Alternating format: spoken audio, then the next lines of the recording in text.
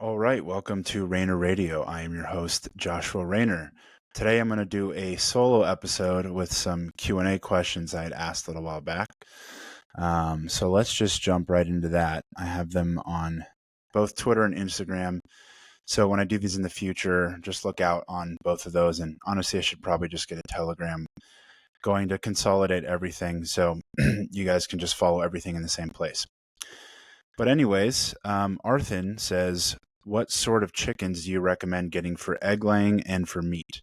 And what advice would you give for a city dweller who's looking to engage more in traditional ways of acquiring food?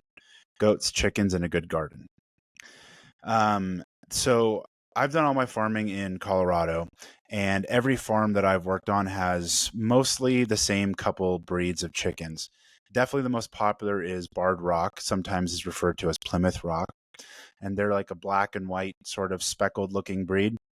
And they seem to do really well in cold temperatures. So if you live somewhere where it snows, it seems like Barred Rock is kind of the move. And it just kind of seems like a pretty popular breed across the board.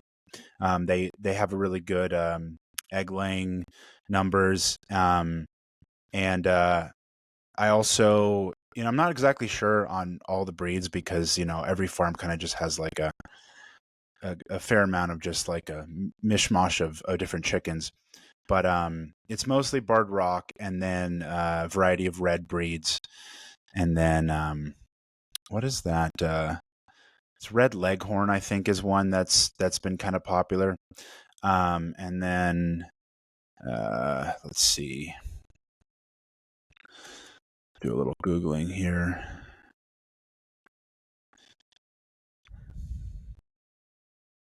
I know that there's usually a variety of white breeds. It's probably Leghorn as well. So yeah, probably Barred Rock and then red and white Leghorn. And now the question he asked was for meat as well. And what I will say is the one farm that I worked on that did a substantial amount of chickens for meat production. We did 1,500, 2,000 birds a year. The breeds are all the same. I'm pretty sure they were ordered just from the same type of supplier that people get their laying hens from. But it's really just about how you feed them. So they're being fed a lot more, and they were fed a lot more grain.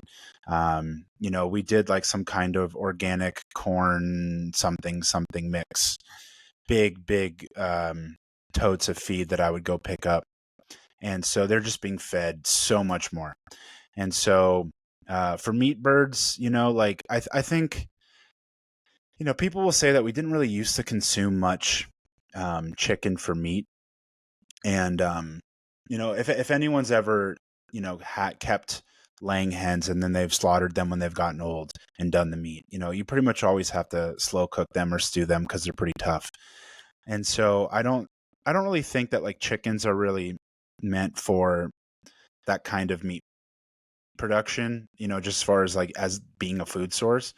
But I do think that there's probably ways to kind of do a little bit of a balance of feeding them more. Without having to wait till they're old and they're a lot smaller and a lot tougher. And so you can probably do more grain. I would just be selective about the grains that you choose. You're not going to be wanting to feed them soy, of course. It seems like if you can get good quality corn, it's probably not terrible. But I would probably lean more towards wheat. I have a tweet about sprouted wheat that you can probably just search. That's what we do on the farm that I work on now. And so it's just wheat, organic wheat that's sprouted in water over a couple of days. And then, it basically starts growing, green grass out of the wheat itself. So it's kind of like one of the owners, she says that it's like, I don't feel like I'm feeding my chickens grain. I feel like I'm feeding them grass, because when you look at it, it actually, like, the individual wheat grains have a green growing out of them by the time they're being fed. So that's probably a way to bulk up the meat of the chicken better. And then what advice would you give for a city dweller who's looking to engage more in traditional ways of acquiring food? So I'm not really familiar with methods of these types of things in a city, because all the farms I've worked, I mean, I've worked on farms which are, very much in rural areas. Um, but you kind of just have to work uh, with whatever you have and whatever the jurisdiction rules are. For instance, like some suburbs, you can keep chickens, in which case I would absolutely do so. But a lot of places you can't, whether it's for the noise or for I don't know, attracting predators or something. So you just kind of have to really look into what's available to you. It does seem like goats are probably the easiest way to get into dairy. Um, they don't need a ton of space and they will eat just about anything. But you are probably still looking at, I don't know, a half acre or something. Otherwise, even if you had like a quarter acre, you just have to be careful about keeping them they contained and then keeping them fed well enough. Chickens, you only just really need a little chicken coop, and while it would be nice if they could, free range and roam around and pick all little grass and bugs and things, you can definitely supplement their food enough with high quality stuff, depending on what you have access to and what you can afford, by giving them table scraps, random scraps from the butcher, organs. Um, I would recommend looking into both the Strong Sisters. They have a YouTube channel and social media accounts, and they've been doing really really good work with how they feed their chickens to reduce the PUFA content. And if you also look at Danny Roddy of the Generative Energy podcast, these are both people who are sort of in the Ray Peat sphere, and they're kind of feeding. They might be feeding their animals things that look more like supplements, but seem to have really good effects. So, like feeding gelatin, feeding liver, milk. Um, I know that we use oyster shells. You can get like ground oyster shells for calcium. Milk, of course, obviously calcium. Um, and then, yeah, a garden. I mean, you can grow like my parents, right? Like my parents live in the suburbs, and my mom has like a little, I don't know, it's like this big in the backyard, just like a little raised bed, and she grows maybe like she has like two of these, and she just grows like a number of herbs and stuff for cooking, and she has like a lemon tree in the backyard. So it's very very dependent on what you have access to, and I would just look into maybe what works for your climate and then what you're allowed to do with your space. But I mean, I've seen things that people live in like New York apartments and they have a tiny little a little good little garden this big. Um, so you just kind of have to decide, what would be feasible for where you are, and then what kind of food you actually want to get out of what you're putting in. Um, let's see what else. Dare Lion says, "What was your hair care routine for when you had long hair? Any tips for us long hair dudes?" So I went through a number of things when I had long hair for the longest, because I started growing my hair out in 2012, and I just cut it off last year. So, like 10 years of long hair. And so when I was first getting started out, I wasn't really into all like, I mean, I was into health, but I just wasn't into being as insane with it. And because when I first started, I wasn't really, I know I have like really coarse curly hair. And so for me, the biggest thing is keeping the hair really hydrated and moist. And so, my hair would get really frizzy and just kind of poofy, and it'd be really difficult to work with. And it wasn't until I discovered oils. And so I started with argan oil, jojoba oil. These were really helpful for after getting out of the shower, running it through my hair, or even doing it in the shower and rinsing it out, kind of as like a little extra condition at the end, to just really keep the hair. Even for myself, I really wanted it like weighed down because I just have so much hair. Um, that really made things a lot easier for me. But I really struggled with trying to figure out what kind of conditioner to use, what kind of shampoo, just to get like anyone who has a lot of hair or has long hair has sort of experienced kind of like, man, that one day where your hair is just perfect and you're like, well, what did I do? I don't know. It just like it worked that one day. And it's usually a mix of like how long since you last washed it, Have you been super active? Maybe even like what you've been eating the couple days leading up to it. But so I experiment with all kinds of stuff, and was going really heavy on conditioners because, again, I felt like my hair was, with how curly it is, would get super tangled. And I just wanted it to be like soft and easy to work with, and kind of, like I said, more weighed down so that it just wouldn't um, be kind of so stuck so much, and it would feel a little just a bit easier to manage. And so I just, I ran through all different kinds of brands, I mean, I would go through like whole bottles of conditioner sometimes in the shower. I had so much hair. Um, and nothing was really great. I just kind of always felt like I was kind of just putting up with it. And then I had gotten onto the brand Diva Curl, which is like really popular with like black women and stuff. And just with how curly my hair is, you're looking for something different, because it's not easy. And that conditioner stuff really, really worked, but it seems like in retrospect, all the terrible chemicals and stuff in there probably ended up doing more harm than good. And so the stuff that I kind of settled on before I last cut my hair, and now that my hair's grown out a little bit, I mean, I'm still employing these things again, was I avoided washing my hair with shampoo really at all costs. And what I would do is I would use egg yolk. Now, you've probably heard of egg shampoo, and most people use the whole egg.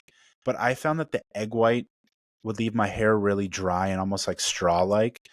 And I don't know if it was too much protein, but have you ever like cracked an egg on your over your kitchen counter, and a little of the white spilled onto the counter, and it kind of like dries, and it's like a little like flake kind of film. And I kind of feel like there was a film on my hair if I would use the egg white, and I really didn't like it. But when I use just the yolk, which is obviously, all that fat and still a little bit of protein, my hair was super soft and hydrated and moist. But it definitely, like, egg is whatever's in egg, it's very cleansing. And so, yeah, you could crack an egg yolk or two or three, depending on how much hair you have, and just like mix it in a little bowl, and just kind of like dick dip your fingers in there and start working it into your scalp, and then running it through the length of the hair, um, and just letting it sit for a bit. And then, very important part is to rinse it with cold water, because if you rinse it with hot water, you'll have cooked egg in your hair, and it'll be really gross. um, but sometimes I forget what brand it was, some kind of more natural brand for conditioner, or not, sorry, not for conditioner, for shampoo, when I felt that I needed it to clear things up every once in a while. But like I said, for me, the biggest thing was conditioning. And so unfortunately, I didn't get onto it until after I cut like all my hair off. Like I had my hair down to like my butt for a while, and I would trim it kind of up to mid back, and then it would go back down. But then after my son was born, I kind of cut it more to like maybe like here. And then um last summer, I kind of cut it more to like here. And it wasn't until I got to there that I started using olive oil. And the second I started using olive oil, I was just like, holy shit, like, where was this? How did I not, of all the things that I thought of doing over the last decade, I would say that olive oil is hands down the single greatest conditioner that I've ever found. Because even with like, I would say argan oil adds a little bit of hold to the hair, and jojoba oil doesn't really add hold, but it still is a more, someone who understands chemistry can probably understand that it's a little bit more of a waxy texture to it, whereas olive oil is just silky smooth. Um, and also, but I will say, like, if you don't have hair like I do, olive oil will likely make you look like a greasy mess. It's just, if you have straight hair, if you have finer hair, it'll really weigh it down. So I would use a lot less of it, and use it as conditioner. So, like, work it in your hair into the shower, and then really rinse it out. And with that, you can use hot water. That'll help get a lot of it out while also letting it like soak into your hair. But I mean, that was, if you have trouble with, like, if you have long hair and you have trouble with your hair getting tangled up and stuff, like, I would spend half hour, 45 minutes, an hour sometimes detangling my hair in the shower. Just like, again, going through a whole bottle of conditioner with a big wide tooth comb, and just slowly just chipping away at it. And it was a nightmare. And the olive oil, man, it just glides. It works super well. Um, So yeah, I'm trying to like, so what I've kind of got into more to lately is so I really had trouble with, once I started growing my hair out after a number of years, I was having trouble with like really bad like flaky stuff. And yeah, I mean, I don't know if it's technically dandruff. I think it might, some of it might qualify as like psoriasis or something. I don't know. I don't know what all the different technical terms are, but it was kind of like scaly and even bleed a lot. It was really, really painful, and it was so annoying, and it was itchy. Um, and so a friend of mine, Brad, who you should follow on Twitter, Brad Cohn, Bradcohn. He has his Italian shampoo, which is just aspirin and baking soda. So you get aspirin powder. You can buy like horse aspirin. It just comes in a powdered form, and baking soda, and you just mix it in water. And I would just you let it dissolve in really hot water, and you just pour it over your head. I would let it sit for like a minute, and then I would kind of work it in and let that maybe sit for another minute, and then rinse it out. And I'm not exact. So the aspirin is what the active ingredient in it comes from, like salicylic acid, and like so many skincare products and stuff have that in there. And I'm not exactly sure what the property does, if it increases blood flow, but it seems to be super, super effective for managing dandruff for people. It really, really reduced my symptoms of psoriasis. And then the baking soda um, made my hair super soft, super, super soft. And the thing is, like, you're using this as a shampoo, really, but I think it's because of how alkaline the baking soda is.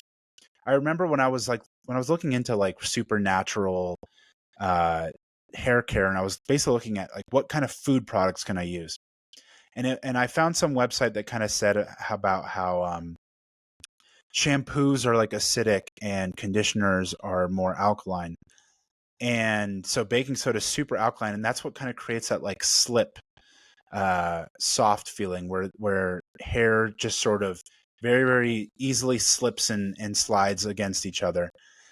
So I think that's a really good option. If you look at his Twitter, he kind of posts more of like recipes, and you can add all different other kind of ingredients there, which will kind of work more medicinally. But it seems to be very cleansing.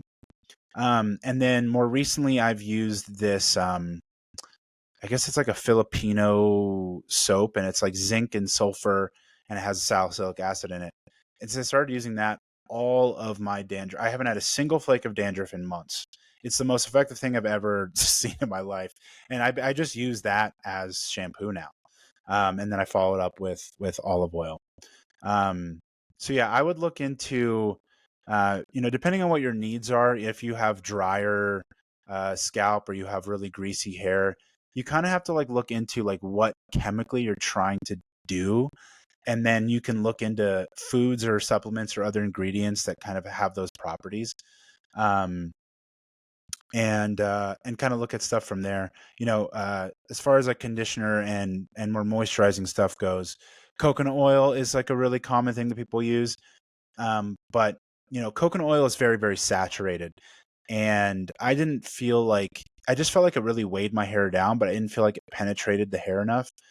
But what I have found is, so olive oil and jojoba oil are both monounsaturated fats, and that seems to be the same, closer to the same composition that our hair and skin oils are, our sebum. And so it seems like all of that stuff absorbs more easily. So, I rub olive oil all over my body when I'm in the shower. And I used to do that with coconut oil, but again, like it just kind of, I would just leave me being really greasy, where I feel like the olive oil just rubs straight in. So, where I used to use jojoba oil a lot more, I feel like olive oil is just like the best all around hair skin product. But it probably really depends on, what kind of hair and skin you have. And, but like I believe like the ancient Greeks, like they didn't really, bathe a lot, if they depending on how much like water, you can run a bath or something. And so they would rub olive oil on themselves and then scrape like all the dirt off, supposedly. So yeah, you might not love olive oil as much if you're not from like Mediterranean, Middle Eastern descent like I am, but give it a try. I love olive oil more than anything. I live in Colorado where it's pretty dry, and man, I just make sure I give myself a good coating of olive oil and then rinse it off when I'm out of before I get out of the shower, and I do not have dry skin ever. Know Yourself Health asks concentric exercises for women. Well, this really wouldn't really be a huge differentiator between men and women, as far as you're probably looking at, most women prefer to train more lower body than upper body, and men have more upper body strength, and comparatively relative to their body weight, women have more lower body strength. And I just feel like concentric exercise, this is another Ray Peat thing where, because the concentric, just so people understand, right? Like if like, here's my arm, right? This is a concentric, and then this is an eccentric, right? So this is the shortening and this is the lengthening. Now, of course, you don't just have like one muscle group. So your bicep and your tricep are antagonistic. So when I'm shortening the bicep, I'm lengthening the tricep, and vice versa. But depending on where the effort is, that's kind of like what you're experiencing. So, um, if you're familiar with training, you would sort of be aware of the fact that you can do more load. You can lift heavier in the eccentric. So basically, think of like you can put more weight down than you can pick weight up, right? It's easier to put the weight down than it is to pick it up. So, what a lot of people who are engaged in lots of training do, whether it be bodybuilding or powerlifting or anything of the sort, they will um, bias some training or work on doing extra on the eccentric to get more of muscle breakdown, to stimulate the muscle further once they've kind of taxed out their um, their concentric load. So, if you've maxed out a set of pull-ups, then what you can do is you can jump up and hold yourself above the bar and then slowly, slowly, slowly let yourself down. Whereas you might not be able to do any more concentric reps. And so from a peak perspective, this might be like more stress or more damage than your body would really like to undertake. Though I will say eccentric loading is incredible for muscle growth and developing strength. For people who can't do pull-ups, a really important kind of graduation step to get to pull-ups is to do lots of negatives. So you can do isometric holds where you just hold it in one place, and then you can do negatives where you might do a slow count, and this will help you build the strength. But does seem to be more damaging, quote unquote, on the system. And I believe that again, from a peak perspective, that doing concentric exercises, I believe it like creates more mitochondria. It seems to be this kind of metabolic boosting effect without the damage of the eccentric. So really good concentric exercises would be step ups. So this can work for, you can actually just continually walk up steps, because when you pick your leg up, right, which is basically like the descent of a squat, right? So if your leg is coming up in proportion, in relation to your torso, that's like you're going down in a sense. But there's no resistance because you're just picking your leg up by yourself. And then once you put your leg on the step or the box in front of you, then the load starts, and now there's the concentric portion. So step ups onto a box. Of course, the higher you step up, the harder it is. So if you were just walking upstairs, you're not doing a ton of range of motion of the concentric portion, but all of that stuff will work. So like you can do walking upstairs, you can do a stairmaster, you can do incline treadmill, you can do hiking, but of course you have to come down the hike, and so at that point that is a eccentric portion. I've been going on lots of hikes lately, taking my dog out in the morning before it gets hot. And there's this trail that I found that's kind of like a slow, gradual descent of a trail until it hits like a dirt road where a lot of people ride their bikes. and then it's back uphill to get back to the parking lot. And so what I've been doing is I've been walking downhill and then running uphill. And I really like running uphill because it puts you in a more just a better position for running. Most people have terrible running form, but if you run uphill, it sort of like fixes itself automatically because you have to lean forward. Your butt has to go back. You have to put, you have to strike on your midfoot or the ball of your foot. And so I did that a number of times and it felt really good. Didn't get really sore. I hadn't really been doing much cardio for a while. And I just sort of got this, impulse, like I need to start running again or need to start doing some cardio just for my, my conditioning. And also I've been wanting to just drop a little bit of weight and lean up. And so I did that for a number of times. And then the other day I went and I was like, you know what? I just kind of I want to start my run on the downhill. And so I did my run on the downhill and then I finished running uphill. And the next morning, my calves and my ankles were so sore that I've been walking gingerly. And I mean, I think it's been like almost a week. I'm just kind of like today, I'm like, okay, I'm a little bit better now.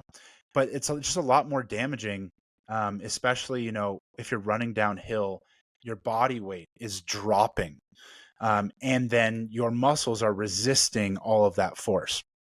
So, so for concentric exercises, I really think that that lower body training is a great opportunity here, especially because of how big the muscles are, that you can really do a lot of that mitochondrial production from the concentric exercise with these really big muscles.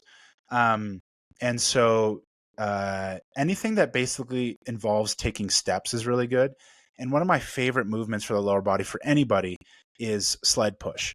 I think people are always too focused on like the lifting movements, but I think the lower body is more designed for movement and the upper body is more designed for lifting or manipulation. And so, of course, the classic thing that people talk about in training and stuff is like not skipping leg day and making sure you do your squats and all that. And I think that's all well and good. But I think for most people, for athletes, for just people who want to be active, unless you have specific gym-centric goals, I think that lower body training is better spent doing things that are movement-based. And I really only like to use lifting type stuff to kind of isolate muscle groups so that they work better for movement. And so, I mean, if you can push a heavy sled, your legs will be strong. You will grow a nice juicy butt. Your hamstrings will work. You'll have good quad development. Your calves will grow. And it's all concentric, all of it. And so, depending on if you have like a gym, a lot of them have little turf. And then, the sled goes on there and you put the plates on top of it. And when it comes to sled work, it's so dependent on the type of the design of the sled, what it's made out of and what the floor is made out of. Are you on concrete? Are you on asphalt? Are you on turf? I go to a number of gyms, and one of my gyms has like, I forget what it's called, but it has wheels and there's like a tension on the wheel. And that actually works really, really well. And it also is great for using if you have like an alleyway or you live on a quiet street. You don't have to worry about it sliding, making a ton of noise, and you don't have to worry so much about the unevenness of the terrain. The gym that I used to work out at when I lived in Venice, the main space of the gym was a parking lot, and it's like the sled would hit little cracks or grooves in the concrete, or there was paint from like old parkings, the parking spaces and stuff, which really changed the texture of it. But what I would say is when it comes to sleds, it's better to go heavier than lighter, and it's better to go faster than slower. And you might say, well, if it's lighter, I can go faster, but if it's heavier, I can go slower. And I don't mean by the actual speed of which you're moving. I would say with the intention of your effort. So I don't think you should push a sled. I think you should sprint with a sled. Or kind of completely going against what I just said. Think of it as a really heavy push where you're moving slowly, but each step has a lot of attention put into it. And so really focus on leaning forward, stay on your toes, get your butt back, and either feel like you are pushing, like a car.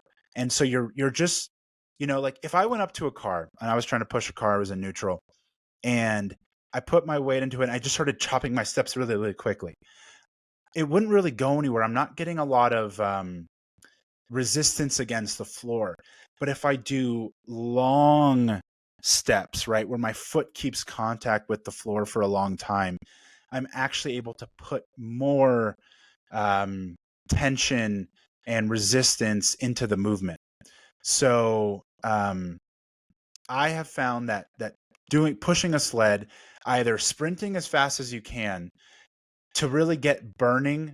I guess that's really what the goal is. Do you really want to get a lot of sensation into the musculature? If you can get your legs to burn, shake, that makes you collapse. That's how you know you're doing a sled sprint right. So you might have to go slower when you start the movement to get the engagement really going, and then you can increase the speed. But I think sled push is like unparalleled for lower body strength, and I think especially it's all concentric, and I think it really works to properly engage the musculature in a overused term, but a functional way, and a way that's going to improve your movement.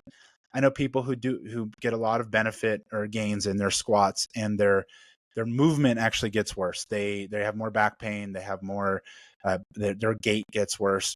And so when it comes to lower body, I am personally more focused on improving my function, my gait, my ability to do manual labor without my back blowing up, to go on long hikes. So I think that that's a really good thing. And then you can do so just the standing up part of the deadlift is a concentric, and then you could just drop the weight. Now, again, people who are really into training, they will want the eccentric because it's getting more damage, more muscle breakdown, which is going to give them more gains, more muscle growth, more strength growth. But it is more damaging, and so you are then not getting that same metabolic mitochondrial effect.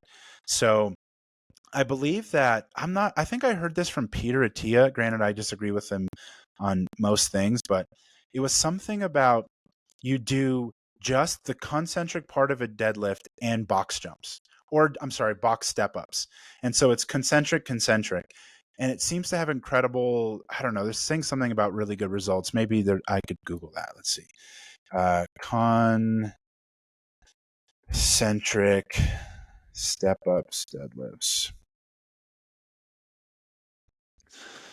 I don't really see anything here. Anyways, stuff to look into.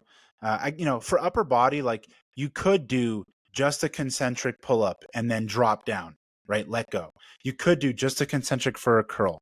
But I don't know. That feels a lot weirder to me. I don't really feel so much like that's kind of how our bodies are designed to work. But I think concentric for the lower body is likely very, very good. Now, if you wanted to like maximize your like PD, mitochondrial, metabolic, I don't know, some other Pete buzzwords, thyroid, something, I'm sure you could do really like strange concentric only upper body training, but I would probably focus on the lower body, especially because it's just, you can do really effective movements with it that don't feel like you're doing some like weird contrived thing. Similar to that question, Kay, my good friend Kay, she asked more talk about fitness for the ladies, please. So, what women should do and what men should do, it's not that they have to be super different, but it's also you have to understand what you're dealing with when you're working with a female body versus a male body, different hormonal systems. And so, yeah, I mentioned before that men have more upper body strength. And so you could be a woman and you could think, well, I want to increase my upper body strength. And so you could bias your strength training towards the upper body. But I think what's really most important is just understanding, kind of how we're different beings, and we have these different hormonal states, and that sort of coincide with these different functions, right? So if you're a woman and, you're in a, I don't know what you'd call it, a I guess like the fertile age range, right? You know, like 16 to, maybe 50 or something around that range. Being infertile is being unhealthy. And so pushing yourself really, really hard with really strenuous um, endurance work, whether it be long distance running, whether it be really intense CrossFit work, whether it be a super restrictive diet, whether it be fasting. If you are not fertile, if you're not having your proper period and cycle, you are likely in, by definition, like an unhealthy state. You're not going to be having your normal hormonal functions, and someone who knows more about the specifics of female endocrine function, but like what is that doing for your progesterone development? What is that doing for are you having too much testosterone? Um, so I think that women just need to like understand that if you want to be an insanely successful athlete, like you're going to have to make sacrifices, and women are just going to have to make more sacrifices than men are. Um, so that's kind of a decision you kind of have to make yourself. But otherwise, I would just think about um, adjusting your training for where you're at in your cycle.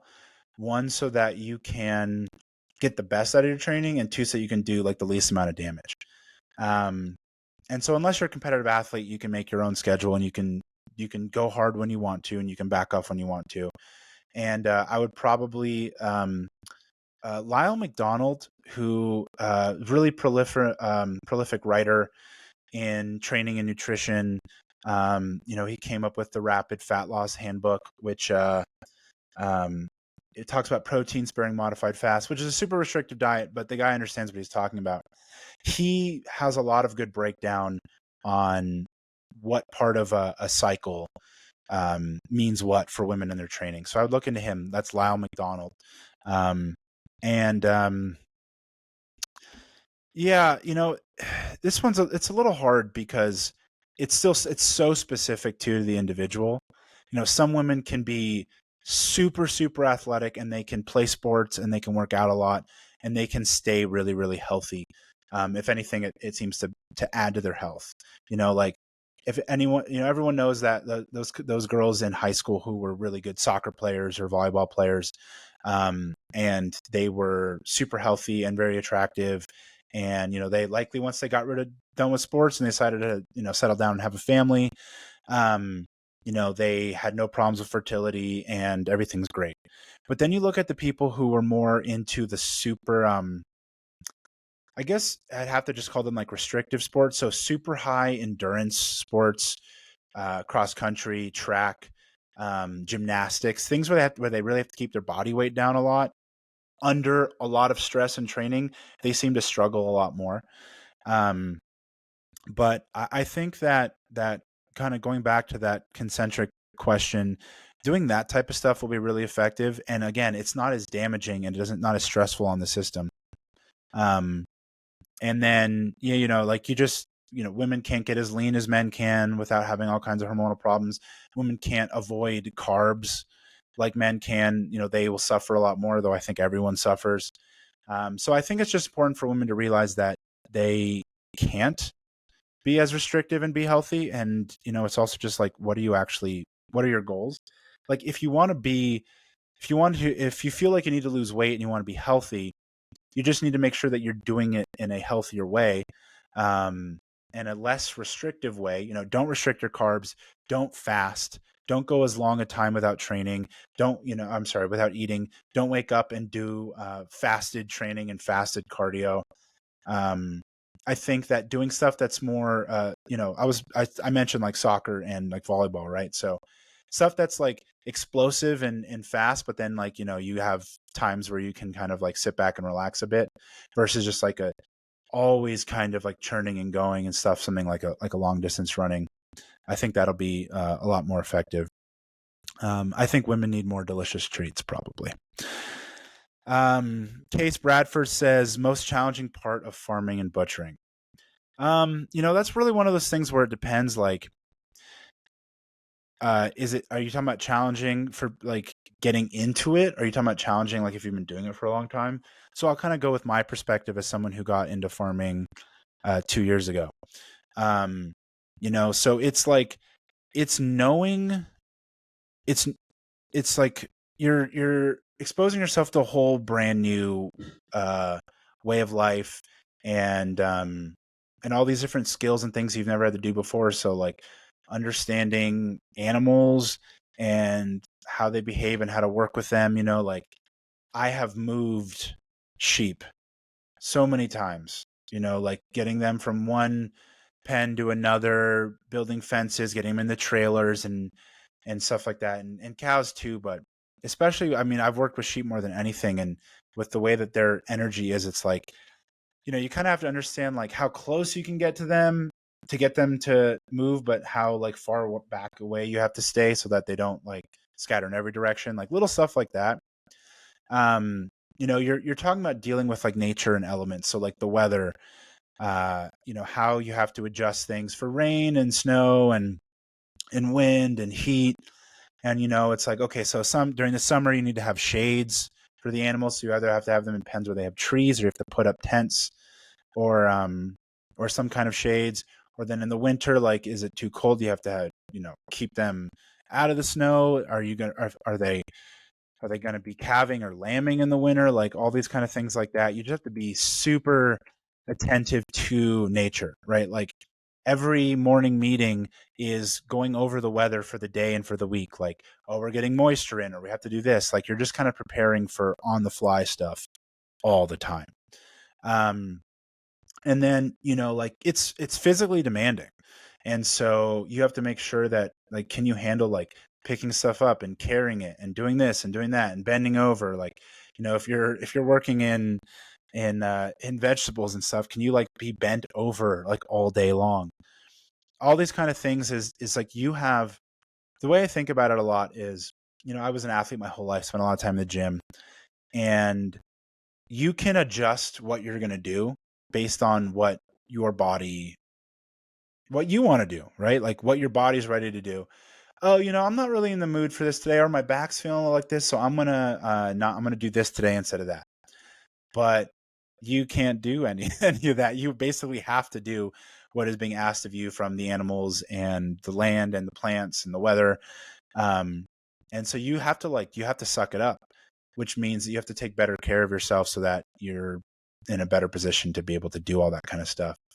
Um, but just kind of on the whole in general, I would say is you need to find people to learn from, and you just need to have a really open mind, and you need to just really throw yourself into all of it. um, it's like ask questions, read, watch videos. Just you kind of have to like consume everything you can and immerse yourself into all of it to really get a feel for like what it takes. Um, because I mean, I have so much respect for farmers, for people who've been doing this stuff for generations and generations, and this is their whole life. um it's really hard work, and we all wouldn't have food or clothes or just about anything without it. um so I really think the main thing is just you just don't have an awareness of what it is until you do it. And so I think it's really great idea for people to just go volunteer on any farm that you can, so you actually like understand what any of this means. Like if you want to optimize your health and you think that you need to source from good farms, but you don't know what a good farm is. Like someone says, oh, well, we're organic. Well, that doesn't necessarily really mean anything. They say, oh, we do things like this, and you really don't know what any of that means until you familiarize yourself with it and expose yourself to it. So I would say just find a way to close that gap between your understanding and the way that things work. Um, Evan Michael says, if you could tell your former gym fitness community anything about health today, what would it be? Um, this is kind of similar to the question about ladies fitness, actually, in a way, where I don't think people understand what it is that they're doing a lot of time and why they're doing things. Um, and so people get really into things because it's like the thing. This is popular, which means I need to do this. This is what is considered good, so I need to do this to be good. Um, if I could go, I'll probably take this question more as if I could tell myself, um, so if what I could have wanted to hear, be one, it'd be like, when it came to training, at least, I'd say have really clear goals and understand why you're doing things. Because some people do cardio for the wrong reason. Some people do bodybuilding for the wrong reason. Some people do, powerlifting or more heavy lifting stuff for the wrong reasons. It's like, do you want to be strong? Do you want to grow bigger muscles? Do you want to be in less pain? Do you want to be more fit? Do you want to lose weight? All of these things are fine goals. And I think that you can do any of them. You could do all of them, but you probably need to actually understand what thing that you're doing actually accomplishes that. Because most people just like fuck around and do things because it feels cool, or whether they're chasing their ego too much or not enough. They just don't really understand how the specific intervention leads to a specific goal. And so they kind of just like randomly throw shit together. Let's see. When it comes more to nutrition, and this is sort of a greater topic, but I'll try to simplify it, at least for this question.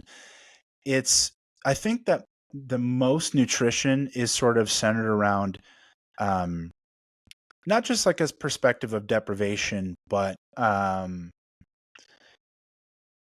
it's this kind of idea of like getting by with doing less. It's where like veganism comes from. It's like, oh, we don't have to eat meat, so then I shouldn't. Or like a keto or fasting thing. It's like, well, I don't have to eat, or I don't have to eat carbs, so I am better by getting by with less. And I think that's a completely wrong way about going about it. I think you should be trying to do more. You should try to consume more. You should try to produce more. You should try to achieve more. You should try to be more. Try to create more. You try to think more. You try to love more. I feel like people, they keep trying to limit. There's this weird, I don't know what this comes from. It's some kind of like weird Buddhist, like lack of desire thing, whatever their word for that is. People seem to keep trying to like limit themselves, like, oh, well, I'm tougher if I can do less, or I can get by with less, as opposed to trying to actually to do more things. And so if you can feed yourself in such a way, this is so funny because I never really thought about this until I got into like the repeat stuff. But with all the focus on like increasing your metabolism, and I remember I guess it would have been on Instagram at the time. This was a long time ago, maybe like 2015 or something, 2016.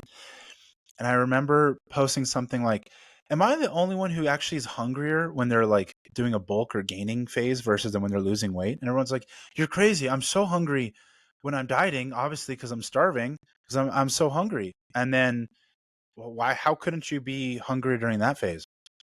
But I remember like, I would always be way too extreme with my bulks. I would be eating so much and eating like sitting down for dinner and having like 6 cups of rice in like one meal and like a pound of meat plus.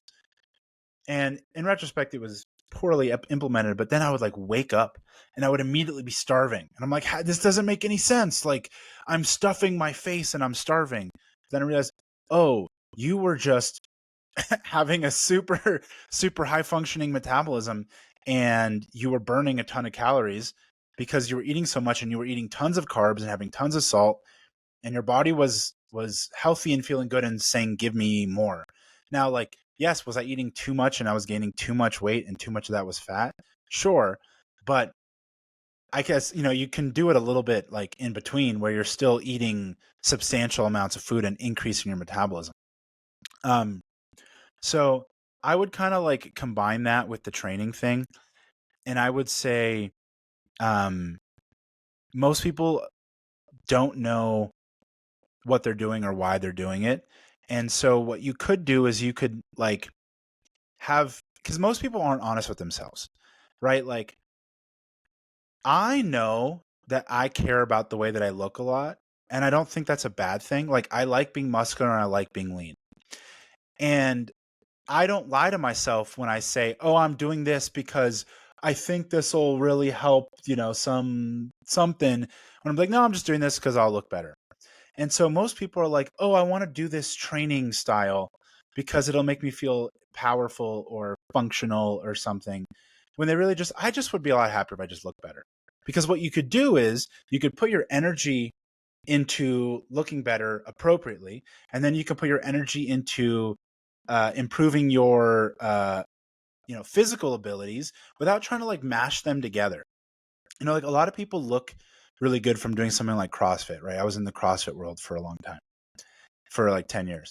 And they they look good because they're doing tons of volume and they're burning tons of calories.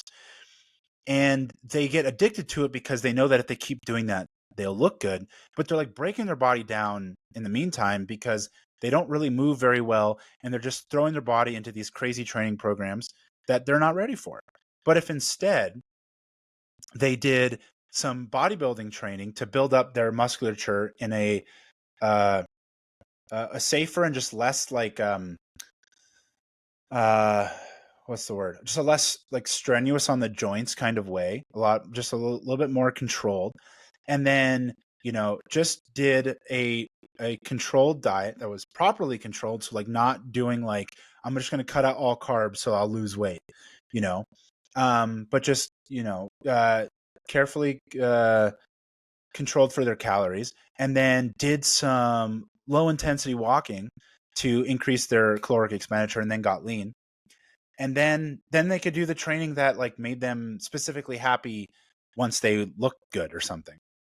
I think people just need to like align their goals with what they're actually doing, and not lie to themselves. Because if you do that, then I think you can actually get like the best of both worlds. You just need to separate and identify what those different things are. Julia says, please address carnivore dieting. Convince my husband sugar isn't evil. So this is, I did carnivore for a while. I did it for like, I did it very like strictly in the kind of like low, no carb sense for like 6 months, I think, for the most part. And then kind of worked my way out of it. But the tricky thing about carnivore is it works. It works so well. Like people who have just never been able to get into good shape, people who have, sorry, 1 second. People who, I mean, maybe they've been like athletic and fit and had good amount of muscle, and they just like weren't really able to get down to a good place of body fat. And they just weren't really able to like look good, or, it's like they just kind of have this like belly they can't get rid of. Carnivore is, I would almost call carnivore like the dad bod killer.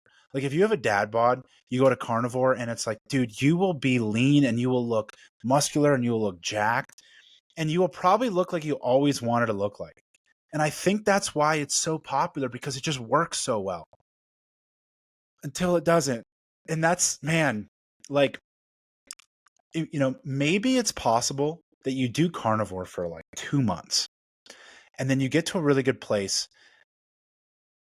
And then you have to have like the self-control to get out of it without undoing what you did. I don't know. Sorry. I will say that like I came out of carnivore really well. One, because I think I've always been in good shape, so it wasn't like, carnivore was the only thing that worked for me, and then I lost all my results. But I also like, I was doing carnivore. When did I start? I started like December 2019. And so then I was doing carnivore like into COVID lockdown stuff, gyms closing. And so I was pretty much just like working out in my backyard in my garage, doing lots of push-ups and like doing lots of hikes and stuff like that.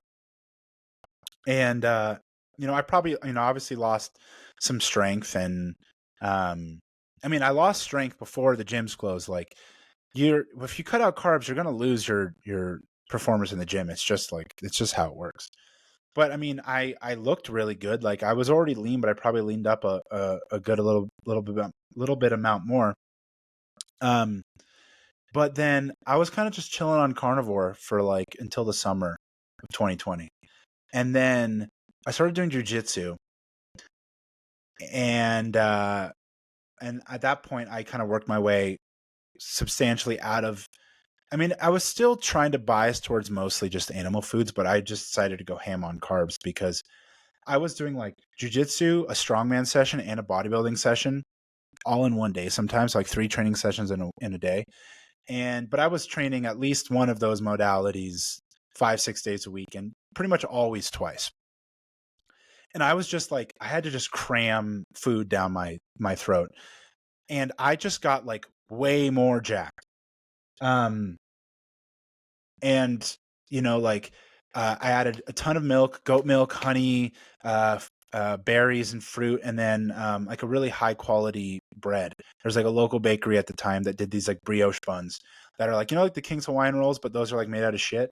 Like imagine the most incredible version of that in a brioche bun, and I would like throw down a whole bag of those in one day, and I felt amazing. So I think that for people who really get into the carnivore diet because of what it does for their physique, and I understand what it does for all the other kind of health problems, for the inflammation. Like I get it. I've been there. I had like all my gut problems went away on carnivore, but I had so much bloating. It was like all gone. And again, until it got worse again. But I think one of the really good things you can do is you can just train hard and keep your activity levels high. And that way, like, yes, once you start eating all those carbs again, you're still not like eating too many calories and you're making use of all these calories. But sorry, I feel like I went a little off topic, but this woman was asking for her husband that he thinks sugar is evil. It's one of those things where it's like, you can't be convinced of it. You kind of have to be like, you have to kind of realize it on your own. Like, okay, I was eating this like no carb carnivore diet. And then my body goes like, oh man, like I can't do as well in the gym as I could anymore. I need some carbs. Sorry. Excuse me. And then I was like, okay, so I'm going to add in goat milk and honey because those are carnivore. Sure. But they're carbs, but they're not bad carbs because of reasons. And then you're like, whoa, I feel so much better. And then I got to a point where I'm like, man, I really can't. I feel like this isn't enough. I'm going to eat a whole bag of bread rolls because why not? And then you're like, whoa, I just feel better than I did before. And slowly but surely, you kind of come to a point where you're like, okay, I know like sugar's like the worst thing that's ever happened, but is it though? Like, why does it taste so good? Why does it make me feel so good? What does it allow me to do? Why do like triathletes and marathon runners, they don't even have to eat or drink sugar. They can swish sugar around in their mouth and spit it out, and all of a sudden their performance goes up. Like low carb athletes, not really a thing. It's become a thing, but it's more so because people want it to be a thing. And unless you're like a super long distance endurance runner where you can actually entirely work in this like aerobic realm where you can just metabolize fat for like a low intensity fuel, it's just not a thing. Like, go find a guy who runs 100 meters, 200 meters, 400 meters, 800 meters, 1600 meters. Go find a guy in the NBA or the NFL or the MLB or a wrestler or, like they don't exist because this is not a way to function. Like, there aren't even cultures that really do low carb diets. Like it's really a misnomer. And you're like, what about the Eskimo? And it's like, that's a whole nother thing. I went into it on the last podcast, but it's like they have these genetic mutations and their diet isn't exactly what we understand it to be. If low carb was like the normal human diet, we would see it be used in cultures a lot more. And so when it comes to specifically sugar, we go, okay, well, like maybe potatoes good, but sugar's bad. And again, you have to be like, well, why? Right? Like cane sugar, it just comes from a sugar cane plant, and you squeeze the juice out and you dry it, and you're just left behind with sugar crystals, right? Like it's the stuff that's in fruit. Like fruit is so good. Everyone loves fruit. Animals love fruit. Like, think about how important honey is for so many for different organisms and people and cultures. When I think of sugar, I think of the closest thing to pure energy that we can consume. Like, yes, depending on the source and the form of the sugar, it can be devoid of other nutrients and micronutrients. Um, so like, I mean, I've always really wanted to try just like fresh squeezed cane juice. I'm sure that's got to be amazing. But if you think of sugar as just like the closest thing to pure energy, sugar kind of becomes like the single greatest thing you could consume. Like, yes, you need protein. Yes, like I think you need meat and you need, these good quality fats. And I'm a big fan of all these other foods. But within like once all of those other foods are there, you're basically talking about like just energy. And I think that sugar is kind of the best thing ever. And so here's my coffee and my goat milk and my sugar. Mm, that's really good. And I'm honestly at the point where uh, I'm only interested in eating things that I like. And does that mean that like I won't do something that might not be like the single most delicious thing in the world? Sure. But if I like something, I am going to eat it. Um, and ice cream is really good. And tell your husband that doesn't he want ice cream? Make him homemade ice cream. Make him homemade ice cream with go get raw milk and go get some eggs. And if you got to use honey or maple syrup to convince him that it's less bad because it's not real sugar, but I will say real cane sugar makes better ice cream and treats and baked goods and everything than maple syrup and honey. And give him homemade ice cream and be like, honey, I love you. Isn't this delicious? This is amazing. This makes everything better. And I will say that I have been, and I can be, and I can be very, very lean with eating a ton of sugar. The leanest I ever was funny that the diet I did before I did carnivore, which wasn't following, it was just like how I was eating. But I was eating like 500-600 grams of carbs a day. And yes, I was training a ton, but I mean, I was drinking like a whole half gallon of orange juice during every workout. And I was having like acai bowls, and I was eating chocolate bars, and I was eating lots of rice, and I was shredded. Um, and man, sugar makes you feel good. I'd like, it's weird. Like we had to be, everyone just instinctually likes sugar, and then we have to be like told not to eat it. And so while I think that like, sure, there can be problems depending on like, is your diet deficient outside of the sugar? Because then that can cause problems. Or is the source of the sugar bad? Is it high fructose corn syrup?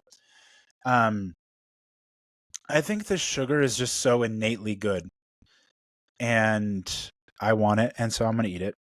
Um, and I think how you convince someone on a carnivore diet that you should eat sugar is like all of our carnivorous leaning ancestors or something.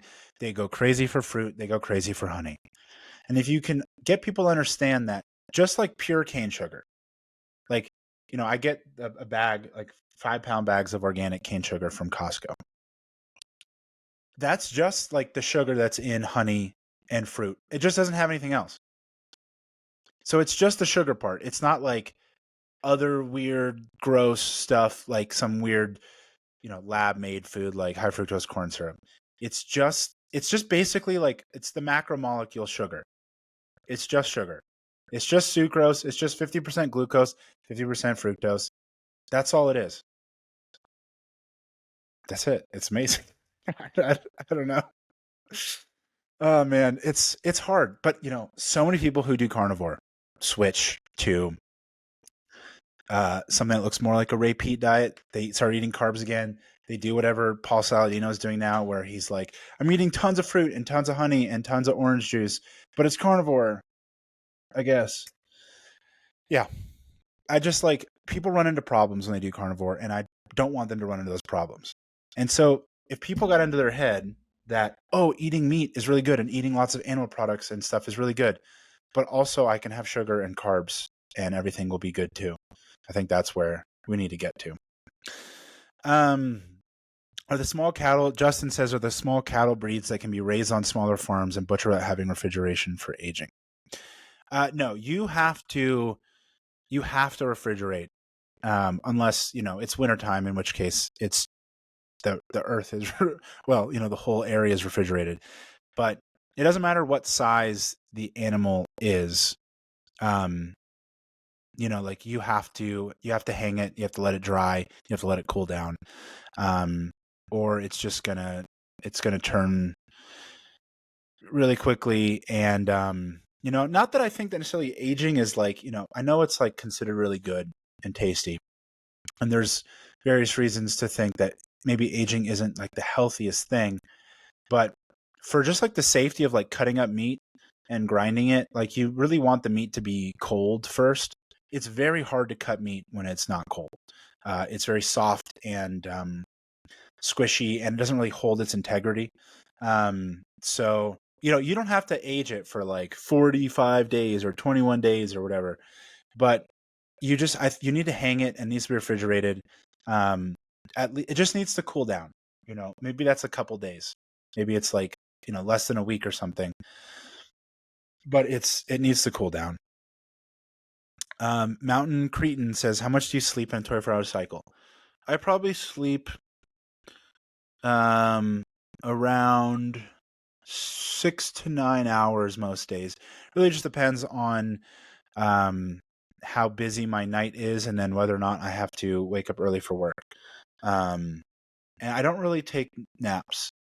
I had a nap phase for a while when I was working more consistently early mornings, when I was working like 6 days a week, and in the starting like way before the sun comes up.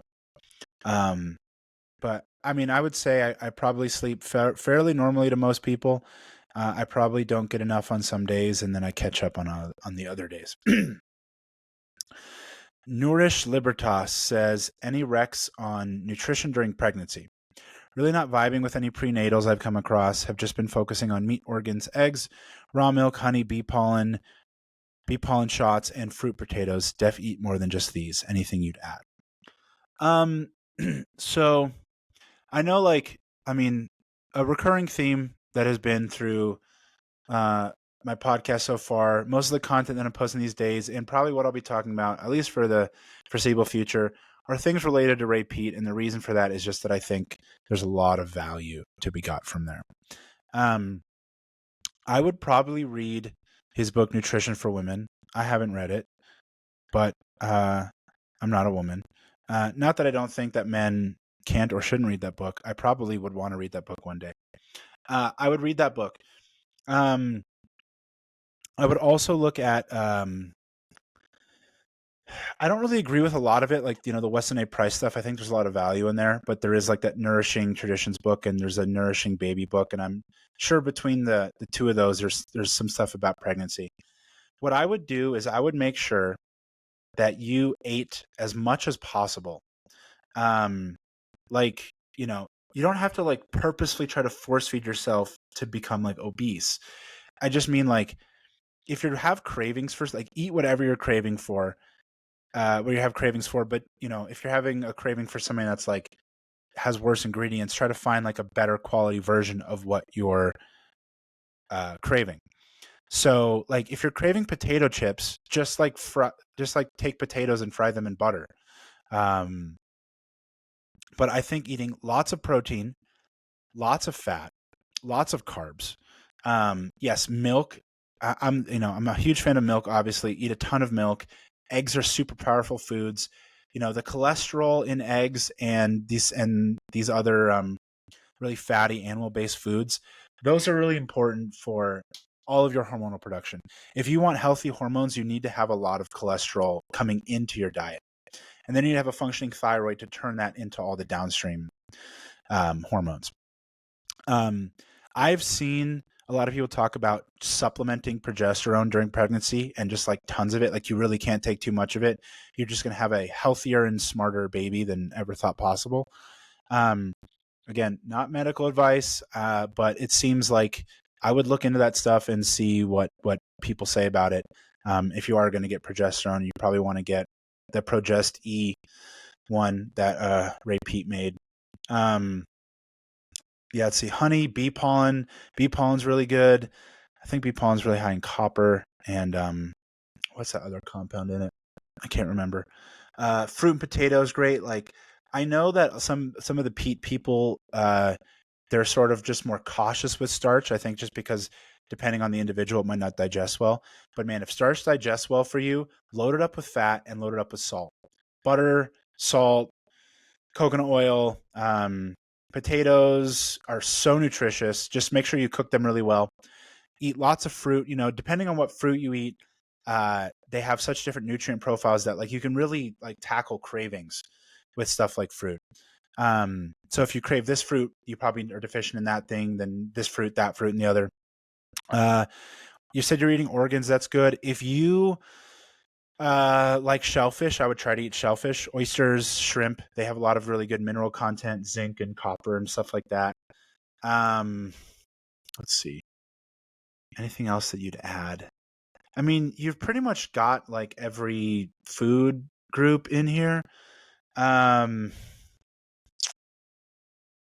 I would probably, I wouldn't really, I would not get into prenatals. I think that the standard prenatals are terrible. And I think that a lot of like the alternative health ones are probably also terrible. When it comes to supplements, I think that you have to be really, really careful. And that doesn't mean that you can't take a lot of them. I just think that what most people think or say about supplements is slightly off the mark to being like completely wrong whatsoever. Um, and so, but yeah, I mean, I think the progesterone thing is probably really darn safe and can probably just be super helpful. Can probably manage any sort of nausea or issues you're having, and it'll just make you a super baby. Um, but yeah, just lots of calories, you know, lots of carbs, lots of healthy fats, lots of protein, a lot of, you know, again, a lot of these really mineral rich foods. And I would just like, man, just make what, like, really follow those cravings and make whatever you want with these high quality foods. And I think you'll probably give yourself and your baby the best opportunity to really thrive. Tudor G Tudorg. I saw the pic of you on zero carbs. Insane tan. Do you have any tips in getting a darker tan? Thanks. Post more about tanning and sun, please. Also, any ideas how to tan faster and darker? This guy really likes tanning. So do I. One, helps to have your natural skin color be darker, more olive. You know, like I said, Middle Eastern and Mediterranean descent. And so I've just always been super tan. That being said, you know, you've probably heard like if you reduce your PUFA intake, don't eat seed oils, you won't burn, you can get tanner. Eat lots of animal foods, lots of saturated fats. But as far, it's like some of like the simple stuff that I think gets overlooked is you got to build up a base tan. If you've been inside all winter long and you go outside for the first day, all day in the sun and it's hot, like you're going to get burnt. And if you get burnt, then you're going to, you know, your skin's going to get damaged and it's going to peel off and then you're going to lose your tan. So what you want to do is try to spend as much time year round outside getting sun. If you haven't gotten sun or haven't been able to get sun for whatever reason for an extended period of time, just start building up, you know, depending on, you have to understand kind of how your body works and what your threshold is. If you have to start with 20 minutes, 30 minutes, an hour, 2 hours, and over a span of a couple days or weeks, you should be able to build up a really solid tan. You basically want to get to the point where if you wanted to, you could spend the entire day in the sun, out of the shade, and not burn. And you want to just basically be like stacking tan on tan. Another thing that's really important is, again, keeping your skin hydrated and moist and not dry, I think is really important.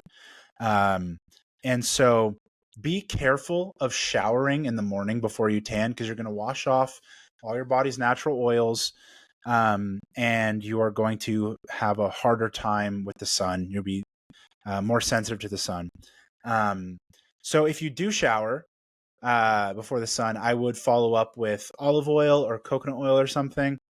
You can use these oils while you're tanning, and you can if you just keep your skin hydrated throughout the day, like if you can feel that your skin's drying off, just apply more oil. Apply more oil. Coconut oil is probably going to have more SPF. It is going to leave you a little greasier, but you really just have to keep your skin hydrated, keep it from peeling. Um, and I've heard from people that they do a lot better with the sun exposure if they ground. I'm not exactly sure why. In a very, very oversimplified sense, you have the sun and you have the earth, and this is the masculine energy. Here's the feminine energy. I'm sure there's some kind of like polar, like the I worked in doing solar panels, right? When I would do fencing for animals, right? You have your solar panel that gets the power for the fence from the sun, and then you have your grounding rod, which grounds the connection out into the earth. And so it seems to be some kind of weird. I know I just sound like I'm crazy making shit up, but some kind of balance of that. I've heard people say that they burn a lot more if they haven't grounded. They don't get as tan if they haven't grounded. So if you can tan and be on the beach, or you can be barefoot in the grass or dirt or something, or even just on the same day, make sure you balance that out. That might help too. But otherwise, yeah, just be careful about washing your skin too much. Like, don't use harsh soaps. Keep it super, super hydrated, and make sure your diet's clean, and just spend as much time outside as you can, but not so much and too much that you are damaging the skin and really, really dehydrating the skin. Daniel says, what is your pre-workout routine, post-workout routine? Think of trying baking soda creatine combo pre-training. So what I like to do is I kind of like a during workout drink, which is salt, but I usually don't just use pure salt. I usually use I have like an agricultural salt, which has like all the other minerals in there too in some form, or I use electrolyte packs. I like LMNT, which has sodium, so salt, potassium, magnesium. And then I add sugar, just like pure cane sugar or simple syrup that we make. I don't really measure the amount. I just kind of like put enough that it feels like I get what I need in that moment, in that workout. Sometimes it is a ton though. And I drink that kind of on my way to the gym and while I'm at the gym. Or if I'm going for a run or something, I make sure I have that in there. Let's see. You can put other stuff in there too. So yeah, I will add baking soda. I will add creatine.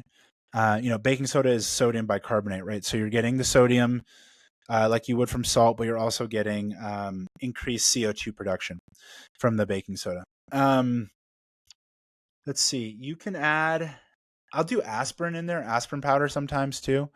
Aspirin's a common ingredient used for helping to burn fat. Let's see, and it does seem to limit soreness, though. In that same vein, it might slightly hinder your body's response from the inflammation of the workout. So I would just sort of play with the aspirin and see if it's something that you feel like is working for whatever your specific goal is. And then post-workout, again, kind of depends on what I did and what I'm doing next. Like I might just want a drink. So I might just drink like orange juice or something, or I might have milk. Chocolate milk is scientifically proven to be the single most effective workout recovery drink in the world. And why? Because it's protein, fat, and carbs, with extra carbs from the sugar and chocolate and stuff. And potentially, a lower fat one might accomplish different goals, but I think post workout, like milk with added sugar or chocolate milk is just you can't really beat that. And personally, when it comes to working out and pre-workout nutrition, it really depends on what you're talking about. Like if it's first thing in the morning, I can probably get by without eating anything. Just have my drink, which has salt and sugar in it, and then go straight to the gym. Otherwise, like if it's a little bit later, then I might just do milk and coffee and sugar and then have my drink, go to the gym. Or if it's later in the day, then I'd probably want to make sure I'd eaten a meal so many hours beforehand. So I would just sort of gauge how you feel like you perform on whatever kind of variable amount of food, um, and how much food you've eaten, and when the last time you've eaten food is. I would just make sure that you're never salt or carb deficient when you're training, because your whole workout's basically being fueled by salt and carbs. Um, Sorry, I'm yawning a lot today. I need more coffee.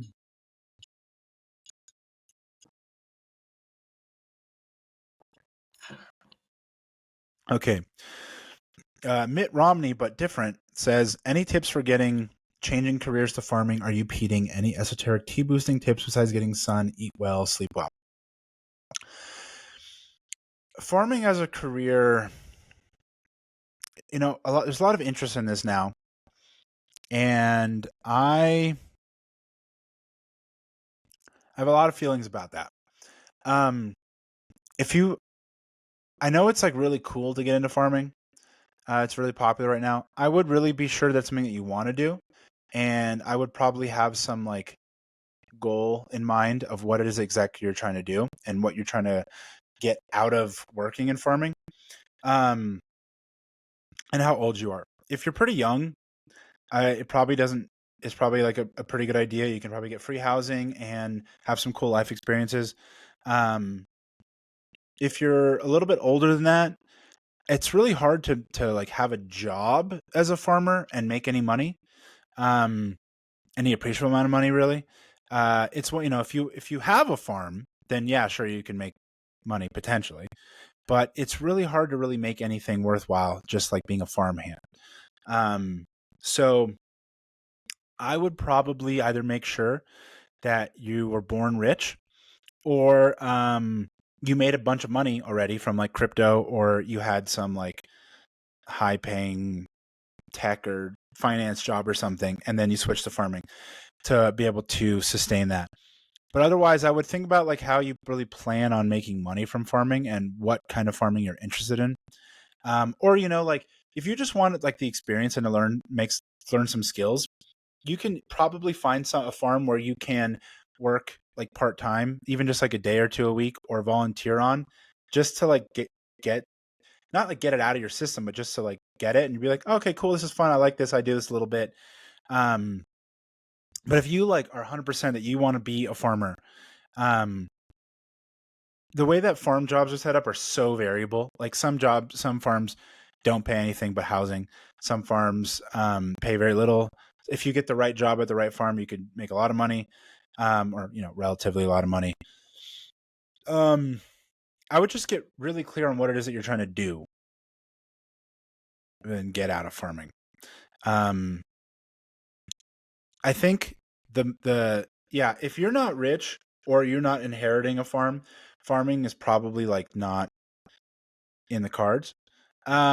Just because I think it's really hard to find a way to make money doing farming. There's an expression that if you want to make a small fortune farming, start with a large fortune. Um, but with the way the world's going, you could probably work some remote job or something, or just be some kind of crypto whiz, make a bunch of money, and then you can do the farming for passion. But as far as that all that stuff goes, find what you want to learn and what you want to do, and go find people who are doing that and just ask them for work, ask them for experience, ask them for their knowledge. The only way to learn this stuff is to do it. I basically called every farm in town that did things that I was interested in until someone would give me a job, and then worked my way around farms getting better and better jobs once I had the experience and the connections. Um, but yeah, you really can't get any of it until you've just like being thrown into it. You can read stuff about like animal care and land management and all that, and I think it's good to do that, but until you actually, have your hands in various orifices of animals or in the dirt, um, you just don't know farming. Are you peating? I guess so. I would say that I am 100% peating. I don't know what that means. Um, Peating looks like something different for everyone, I guess. It's like, are you peating if you eat sugar? Are you peating if you take thyroid? Are you peating if you take progesterone? Um, like I mentioned earlier, like the leanest I ever was, I was eating like 500 to 600 grams of carbs a day, and like most of that was sugar. And in retrospect, my diet was fairly peaty, but I wasn't peating, or I mean, I didn't know I was. I had heard of Ray Peat, but I had no idea what his diet was. Um, and so, yeah, I'd say if your goal is increasing your metabolism and improving your health with that kind of perspective in mind, and it's kind of like a state of mind. That sounds so dumb. Um, yeah, I would say that I am pretty clearly. Any esoteric tea boosting tips besides get sun, eat well, sleep well? Eat a lot of cholesterol. Eat tons of eggs. Obviously, the higher quality eggs, the better. Farm fresh eggs. The most organic pasture raised eggs from the store are still not going to be great, but I mean they're serviceable. Like literally, the shittiest eggs you can get are still good for you, essentially. Um, but they'll just be better and better and better the better quality they are. So, you know, they've done studies with this that everyone thinks about protein when it comes to building muscle, and it seems like cholesterol is actually more important, like mechanistically for building muscle, which is why, if you know Vince Garanda, like the guy who's in Raw Egg Nationalist profile picture, he was a bodybuilding coach back in the day, and he popularized this 36 eggs a day diet, which he got from what burn wards used to do, like back in the 20s and stuff, was they would give their patients 35 eggs a day in any form that they would eat, scrambled or poached or omelet or raw, whatever it would take to get their patients to eat eggs. They had incredible, incredible results with wound healing. And, and what wound healing is it's like creation of tissue or regeneration of tissue. It's healing. And so this was the standard protocol until they developed steroids and they started using steroids instead. And then Vince Granda was like, if you can replace eggs with steroids, you can replace steroids with eggs.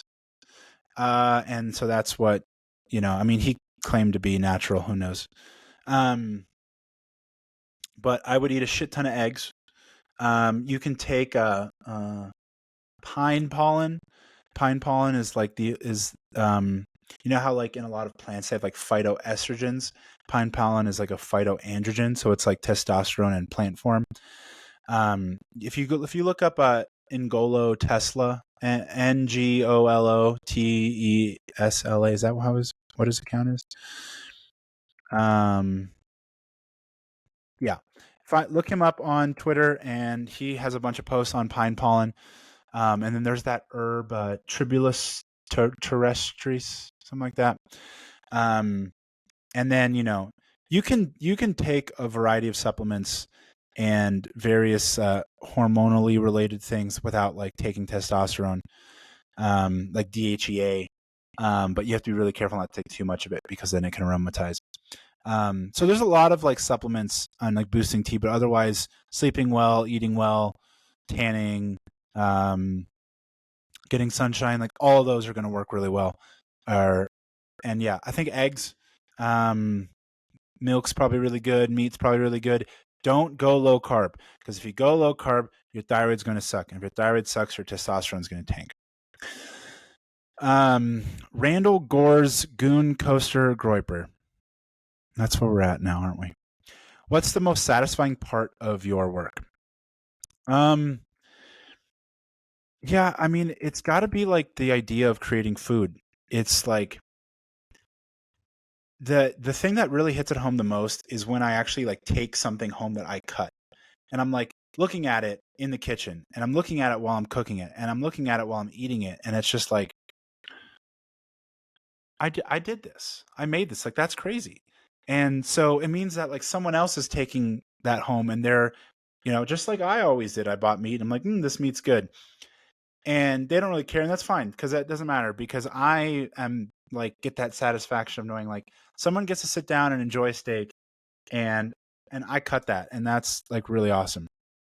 Um, yeah, and I mean on all the farming now, I've transitioned to really just the butchering, but all the farming work it is satisfying because it's hard and because it's meaningful and because you're producing food, and so you're caring for people, you're caring for animals, you're caring for the land. Um, yeah, you're kind of doing like all of it, and the thing is, it has to be done. Um, let's see.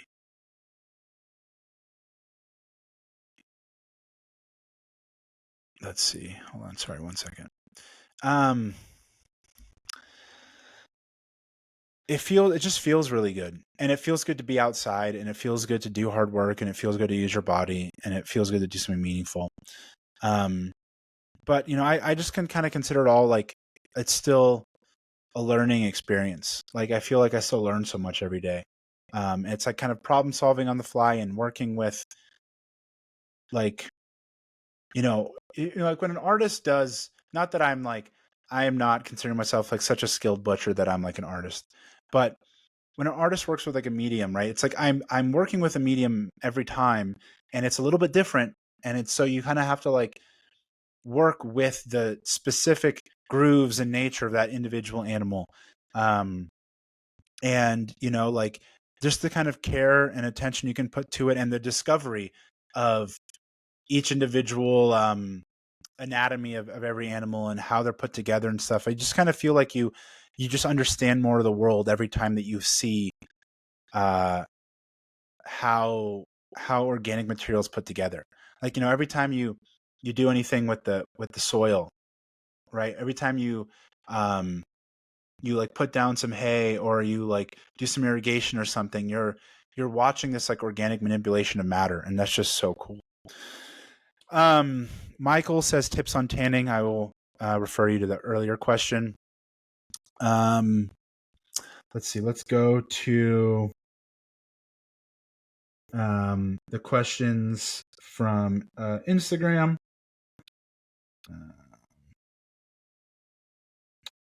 Okay. Andy Bro says dental health. Um, I brush my teeth every night and every morning with coconut oil. Coconut oil is antimicrobial, and it kind of draws out toxins. And then I have like a water pick for flossing, and I take eggshell for calcium. Now I know people do like eggshells in toothpaste. What I do though is I throw my eggshells in a grinder, so it's like a powder. And I don't think of this as a dental thing, but it ends up sort of effectively being that, where I just eat like a tablespoon of it every day. And as I'm chewing it, all of the eggshells are scraping all around my teeth, and they're made of calcium. And so maybe that does something. I don't know, but I feel like it. I feel like it does. Max says, "Where can I get that bone broth you mentioned?" I don't. Did I mention a specific bone broth?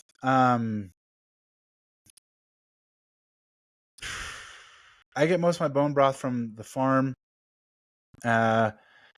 But otherwise, I mean, the most ubiquitous one is the one that's in like every Whole Foods, which is Bonafide. If I have to get store bought broth, I usually get Bonafide. Um, otherwise, yeah, try to get it from something that's more like homemade from a farm, I guess.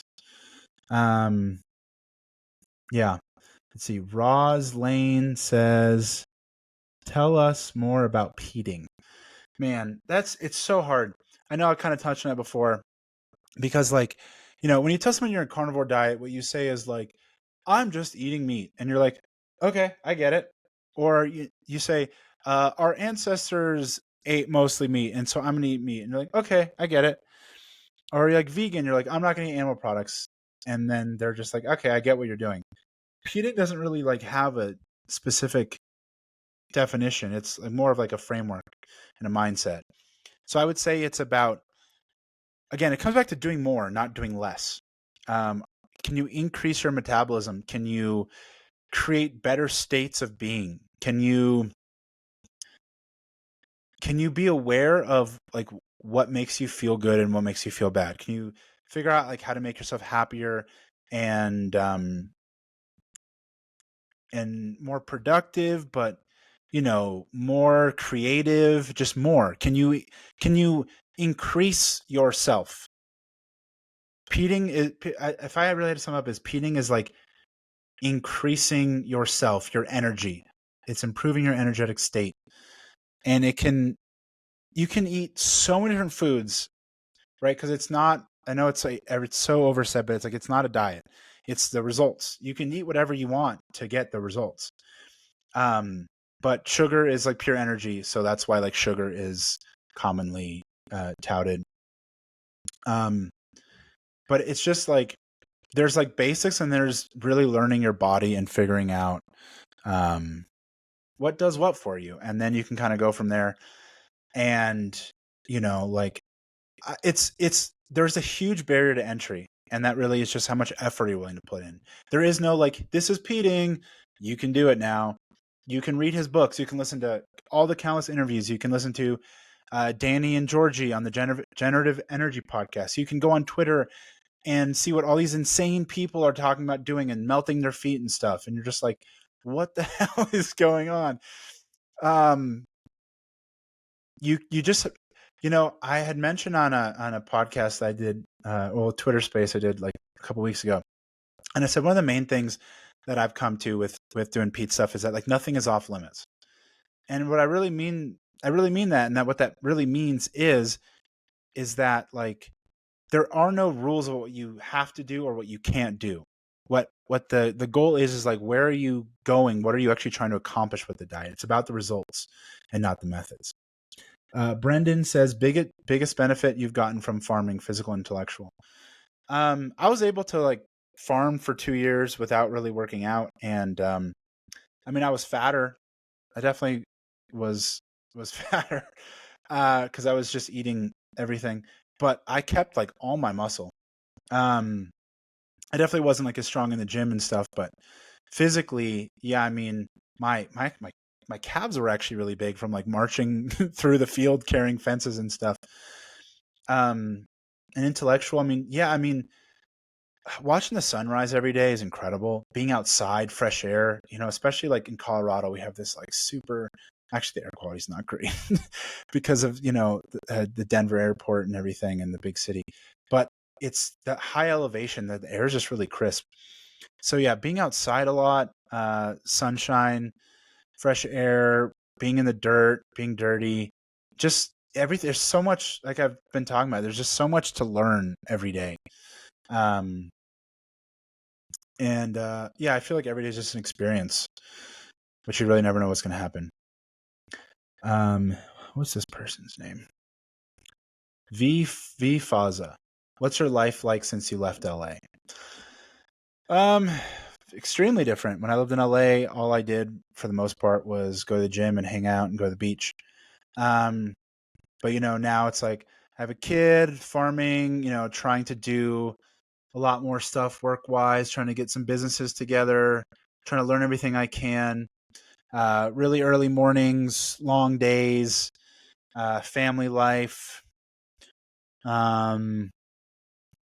Yeah, I mean, when you have a family, everything changes. When you change your career so drastically, when you change your physical location so drastically, it's very, very different. But honestly, like I'm going back to my roots a little bit. Like I started going to the gym again. I started doing personal training again on the side. And I feel like I threw myself all into what I was doing, and now I'm kind of like touching back to these integral parts of me. Deborah says, what nutrition principles of Ray Pete have you integrated into your lifestyle and nutrition habits? Yeah, so again, back like lots of carbs and lots of salt. I had done these things in the past in various ways, but where I'm at right now, lots of carbs, lots of salt, lots of coffee. Understanding that like you can have a lot of variety in your diet. You don't have to like foods aren't like required. They are really good for different reasons, and you can do them at different times. Um, so sometimes I drink more milk. Sometimes I drink less milk. Sometimes I eat more red meat. Sometimes I eat less red meat. Sometimes I eat more fruit. Sometimes I eat more starch. Sometimes I eat more cooked. Sometimes I eat more raw. But it really is like, again, everything has its own effects, and so purposefully you can choose what you want to do differently. I keep trying to scroll on my computer, but it's my phone. Hannah says, what is the most impactful health choice an average American can make? That's a really tough question to simplify something like that. Like, maybe this is kind of cheating the question, but I think the greatest thing that someone can do is develop the awareness of what their health state is at any given time. Like, some people don't even have the awareness of, I don't feel good. They just feel like shit and they don't even think about it. So one would be like, do I feel good right now? Do I feel not good right now? How do I feel good or not good? Do I feel energetic? Do I feel a little sluggish? Do I feel tired? Do I feel happy? Do I feel depressed? Do I feel anxious? Do I feel bloated? Do I feel satiated? Do I feel clear? Do I feel, all these different things. Because then once you get to that point, then you can go from, okay, what made me feel like this? When I do this, I feel like that.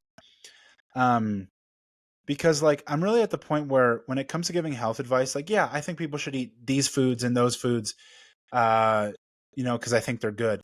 But I think if I really wanted to give people the simplest food advice, it would be eat everything that you want to, that, like, isn't just like absurdly junk food.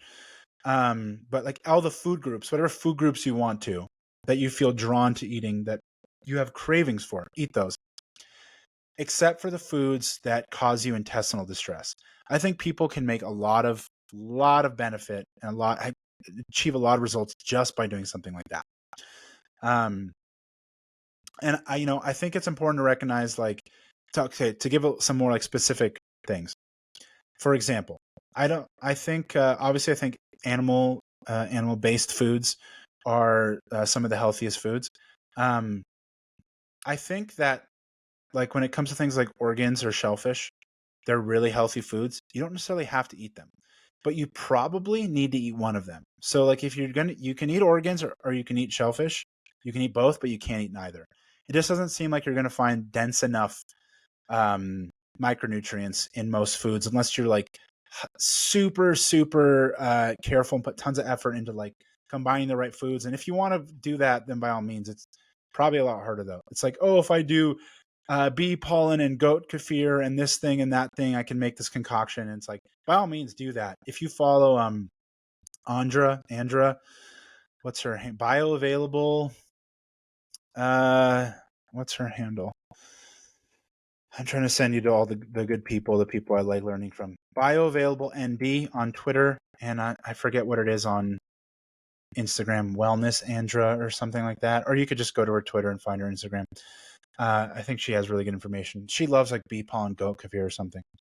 I just think it's important to realize that like no food is required, but you have to make a lot of choices, right? Like Ray Pete would be like, okay, well, if you can't do, am I going to try to do an impression?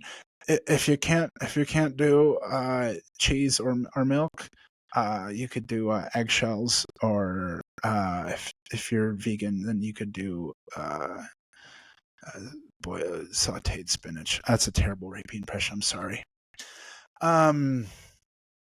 Texas Tanks says, is Eastern Frisian sheep best milk? I don't know. I have had sheep milk a lot from Amos Miller, the Amish farm. I don't know what breed of sheep he has, so I can't say about tasting it. What I can say from my research, Eastern Frisian have the highest milk production output. Though it might not be the most nutrient dense. I believe what is that? Milk, okay. The other really popular breeds, Lacoon and Awasi, they seem to have denser milk, so less volume, but maybe like more nutrient dense. Best way to butcher a chicken. Butchering a chicken is pretty straightforward. You slit its throat and let it bleed out, and then you scald it in 140, 145 degree water, long enough to soften up the pores and the feathers without burning the skin. Here in Colorado, it seems to be around 10 seconds. That seems to be good enough. And then you need to pluck its feathers, and God hoping you have a plucking machine, because plucking chickens by hands takes forever. Getting through all the breast and back stuff is a lot easier, but then getting through all the wings and stuff and the feet takes a lot longer. But it can be done. And then once you do that, you chop off its head and you cut off its feet, right? So like leaving the end of the drumstick for the leg, and you can save that stuff for making soup and broth. And then you have the body of the chicken with its neck. You can cut off the neck and then save the necks for soup as well. And then what you need to do is you need to slice open a hole in its body cavity on the bottom, and cut out its take out its guts and cut out its butthole. So you would lay it on. Hold on. You would lay it on its back. Yeah, you'd lay it on its back. So the breast is pointed up, and you'd pull from the skin and cut a little slit in it so you can get in there, making sure you don't cut the intestines or you'll get poop everywhere. And then what I do is I take one hand, or I take my right hand, I'm right hand dominant, and I make sure the slit's big enough that I can get my hand in there. And I start working around the lower part, the intestines first, to kind of loosen them up, create a little bit of space. Pull the intestines to one side, my other hand, I take my knife and I follow that kind of line around till I can get like around the butthole part. And I do it on both sides so that the butthole is like the part of the skin that has the butthole is not attached to the chicken anymore. And then I pull all the guts out, and then I save the liver and the heart. To get the lungs out, you kind of have to really get your hands and your fingernails in there and scrape around the rib cage, both on the bottom side and upside. And then you have to make sure that you pull the crop out, which is like up in the neck. So the crop is where they digest, is where they hold all of the like grain and seeds and stuff that they eat. And so you kind of have to pull that all out from otherwise the digestive tract won't come out. And then, I've only done chickens as whole chickens. I don't break them down into like legs and thighs and breasts and stuff like that. So then you have a whole, broiler chicken, and then you're good to go. My buddy Ross says, what do we need to know about jabs coming to cattle and other meat? I'm not sure, but it's probably going to be extremely ubiquitous. Basically all mainstream food, especially like meat and animals and stuff, are going to have these. And so I'm not really sure what to do about that. I mean, like, you can be really, really specific and source all of your meat from a good quality farm. We don't do any of that stuff on the farm that I work on. But it's like, if you ever eat out once, it's like, if you just do it once, does it make it all pointless? Or like, is it about how much you do it? I really don't know. I'm not an expert on exactly how that stuff affects it. I can imagine it's not good. And I think with anything, it's always best to try to get as much of your food from a local independent source as much as possible. Rogenous Meme says, still eating primal diet style. No, absolutely not. I do eat raw food all the time, but I will not be touching anything resembling the primal diet again. Though I may eat, a lot more raw if the mood strikes me. Tyrell Anderson says, what are you eating these days? Let's see. I eat eggs, and I have milk, and I have various cheeses. I eat meat, beef and bison and lamb and elk and venison. I eat a lot of fish and shrimp. Let's see, like cod, like lean white fish, like cod, shrimp, oysters when I can get them. Lots of fruit. Peaches are in season right now. I'm eating all the peaches I can. Cherries, lots of orange juice. Berries, potatoes, lots of rice, things like pasta or bread sometimes. Carrots, not really a lot of veggies. Salad occasionally. On like a hot summer day, a nice like Caesar salad's really good. Let's see. Not a lot of honey. Just sugar, like cane sugar, a lot of coffee. Ice cream, a lot of homemade ice cream. Yeah. a lot of stuff, whatever kind of I feel like eating, honestly. I will say that, I'll eat whatever when I want to, depending on what Callie makes or if I go out or something to eat. But I probably say I bias more towards eating leaner, eating less fat. I probably get most of my fat from eggs and milk. I'm drinking mostly goat milk right now. I had a phase where I was doing a lot of like nixtamalized corn tortillas. Those seem to digest really well. I'm making like quesadillas for breakfast. And I'm eating a lot more shrimp and fish than I am red meat right now.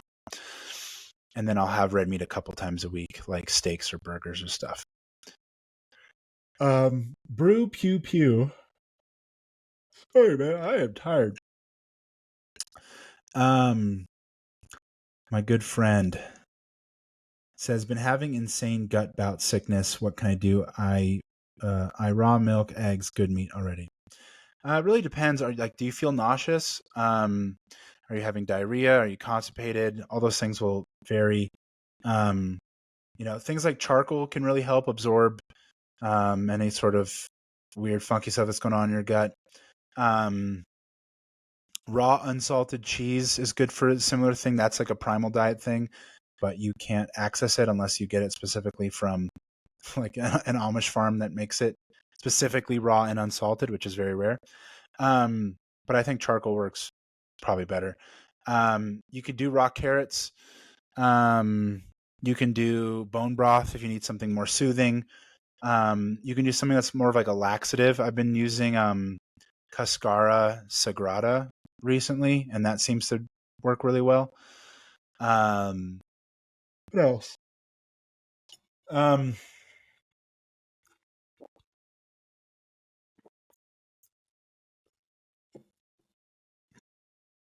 Yeah, I would kind of try to determine whether or not you feel nauseous, whether you're constipated, whether you have diarrhea, and then adjust accordingly from there.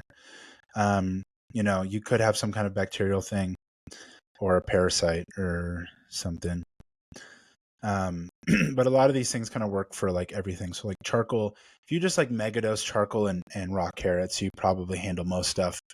Toss a laxative in there and you can probably get through whatever problem you have. Like I said, the Cascara Sagrada seems to be very subtle, but it does seem to be nice. It does seem to work. And then if you want something more intense, if you need something like right now, like magnesium powder, Natural Calm, probably works really well. That can usually work in 30 minutes to a couple hours. Or what's it called? Intestinal movement formula. It's from like some weird vegan company, but it does work really well. It works in about like 8 hours. And all of a sudden you're like just totally chilling. And all of a sudden you're like, I got to go to the bathroom right now. And then you kind of just like poop out your butt a lot. Yeah. Who is this? J Sims. Can older men heal autoimmune with food? Yes, of course. You absolutely can. I was mentioning a lot of people go to something like carnivore diet, and that seems to put a lot of symptoms in remission. It doesn't seem to solve them or cure them. But you can look into something like carnivore diet as a short-term solution and go from there. But you can probably do a carnivore diet that is less restrictive. At least try that first. Like even just like if you were to do something like carnivore plus honey, that might work. Otherwise, autoimmune stuff is really like, I think it's a misnomer. Like your body's not attacking itself. You have some problem going on, and it's usually tied to the gut. So again, likely have some kind of bacterial problem. Things not moving along fast enough. And so, if your digestion isn't where it needs to be, improving that, try the carrot salad, try laxatives, try a carnivore-ish diet, even just like eating a lot cleaner. If you just ate nothing but meat and fruit and, some dairy and eggs, like, would that work? Because then if you can achieve the results without having to be super strict, you might as well do that and cause less problems. And it's more fun. Liam says, Australian butcher here, just curious of your favorite cuts of beef or steak. I just like a good classic ribeye. But I think T-bones are really fun, right? So you get your New York on one side and your filet on the other. And then picanha as well, if you're familiar with that. Brazilian cut of like the top sirloin where you get that super tender and you get the nice fat cap on top. Man, it's picanha is so good. Heathen says, what are you farming these days? So yeah, I'm butchering right now, and I'm doing primarily lamb and pork with a little bit of beef and occasionally some like chickens and ducks, and actually been doing rabbits lately too. My friend Charlie says, how are you? Miss you, dude. Miss you too, Charlie. Hopefully we'll be in town. You're always there, so I'll hopefully see you at one of these other things. Charlie and I go to some things that we see each other at. Not to be super secretive about it. It's called the Nonprofit Symposium. Charlie's a good dude. I like him. Most important keys to building muscle, in your opinion? Really quite simple. Are you creating the stimulus for your body to want to grow muscle, and are you providing the resources that your body needs to grow muscle? So you need the intensity. I think that while you don't have to go to failure, I think that you should, especially if you are struggling to build muscle. So go really, really hard. Like I really like doing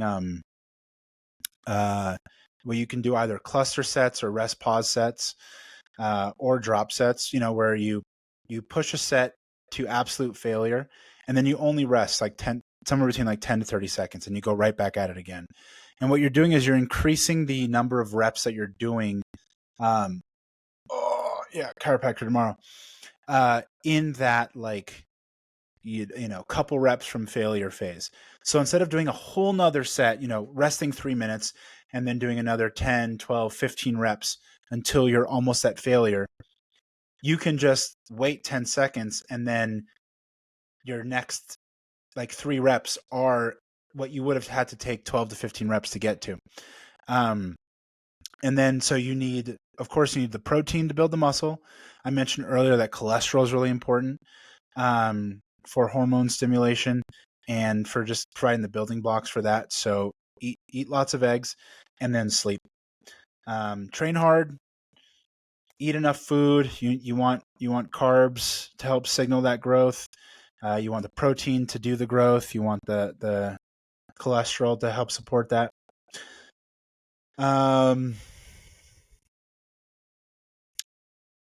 Lauren says, do you still be eating raw chickens?